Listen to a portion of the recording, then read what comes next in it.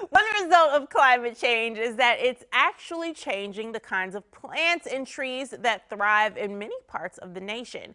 But you don't need to worry because the Arbor Foundation recently partnered with the Davy Tree Institute to create a new tool to help tree planters find success in this climate change. Here to tell us more is the president and CEO of the Arbor Day Foundation and author of Now is the Time for Trees, Dan Lamb. Hi, Dan.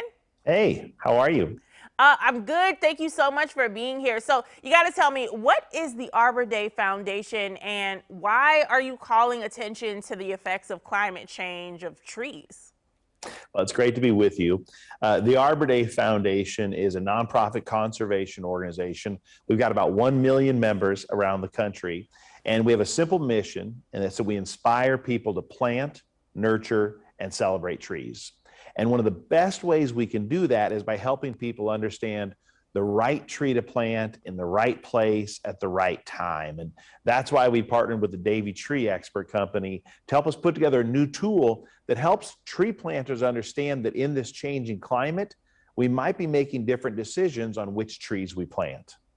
Oh, wow. I never knew that there was a certain, or should I say, a best place for each tree to be planted. Now, what exactly are plant hardness zones and why are they important? Well, hardiness zones are something that come from the United States Department of Agriculture. And what they do is they help us based on where you live, the region or the climate or the neighborhood you live in, helps tell you which trees and plants are best for that area. So we've created a new tool that looks at the future of the hardiness zone maps. As temperatures are rising, we're helping to encourage people to be thinking about planting trees today that will be surviving and thriving 30, 40, 50 years from now or more. Wow. And so here's a question. Can those plant hardiness zones change? And if so, how often are we looking for that change? Well, they can change and they do change. And that's why at the Arbor Day Foundation, we recognize climate change is all around us, even in our front yards and backyards. And if someone's going to take the time, invest the dollars and that time in planting trees, we want to make sure they're successful.